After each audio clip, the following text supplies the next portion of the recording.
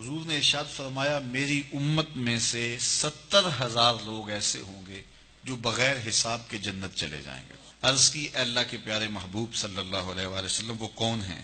فرمایا یہ وہ خوش نصیب ہیں جو شرکیہ دم طلب نہیں کرتے۔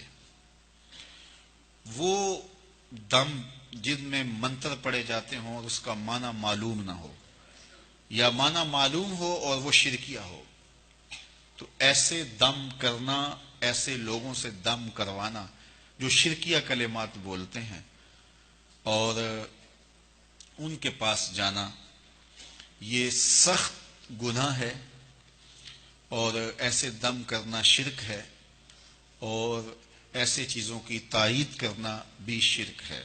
ہاں، اگر قرآن مجید کے پاکیزہ کلمات کے ذریعے سے کوئی دم کرتا ہے تو اس میں کوئی حرج نہیں ہے۔ جس طرح صحابہ ایک سفر پہ گئے تو کسی کو سانپ نے کاٹ لیا تو انہوں نے سورہ فاتحہ پڑھ کر کے اس کو دم کیا اور اللہ نے اس کی برکت سے اس کو شفا بھی عطا کی۔ تو اگر قرآن مجید کے کلمات سے دم کیا جائے تو اس میں کوئی حرج نہیں۔ دم کبھی کوئی آ جائے تو کر دینا چاہیے، دم درود کی یہ دکان نہیں ڈالنی چاہیے۔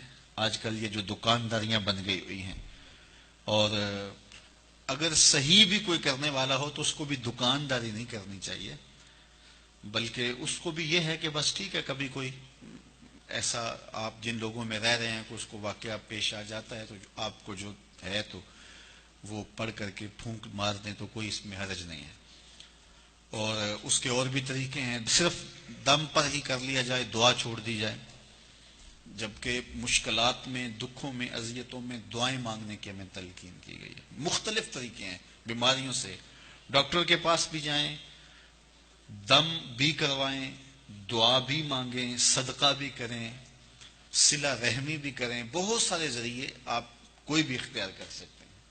تو یہ ہے کہ ہر مرض کا علاج آپ جو ہے وہ دم ہی کروائیں گے، اور پھر دکانداریاں بنتی ہیں، پھر وہ دکانداریوں سے مارکیٹیں بن جاتی ہیں، اور پھر وہ ٹوکن بکتے ہیں، پھر کیا کچھ ہوتا ہے۔ تو یہ کوئی مناسب کام نہیں ہے۔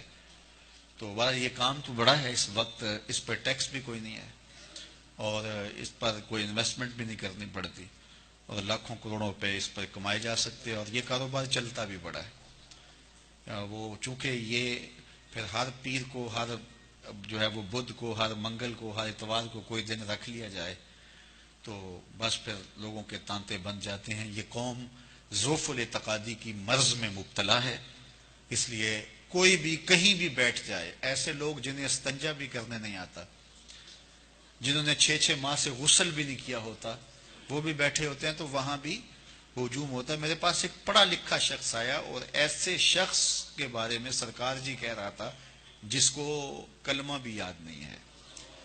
تو جہالت یہ نہیں ہے کہ اگر کوئی سکول، کالج یا مدرسے کا نہ پڑھا ہوا ہو تو وہ جاہل ہوتا ہے، بعض لوگ ڈگریوں کے باوجود بھی جاہل ہوتے ہیں۔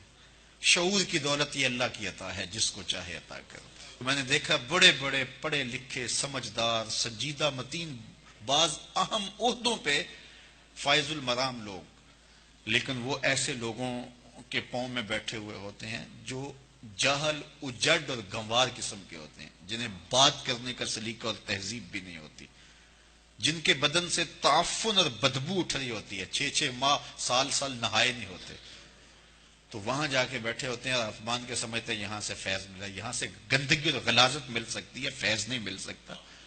تو یہ جہالت ہے ہمارے معاشرے کے اندر، اور کچھ لوگ ڈرتے بولتے بھی نہیں پتہ نہیں کیا ہو جائے گا۔ جو اللہ کے رسول نے فرما دیا اس کے مقابلے میں کوئی بابا نہیں ہے، کوئی ملنگ نہیں ہے، اور کبھی ہمیں آج تک ہوا ہی کچھ نہیں ہے۔ وہ ایک بندے نے کہا یہ تباہ ہو جائے گا، برباد ہو جائے گا، میں الحمدللہ ابھی بھی رسول اللہ کے دین کے گیت گا رہا ہوں۔ تو کچھ نہیں ہوتا، ان لوگوں کے جو ہے وہ مکر و فریب ہوتے ہیں۔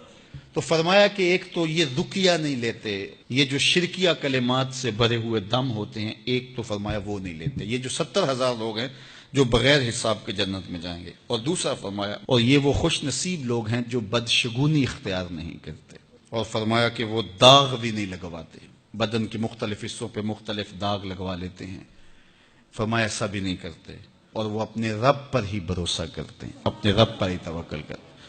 70,000 لوگ ہیں ایسے جو بغیر حساب کے جنت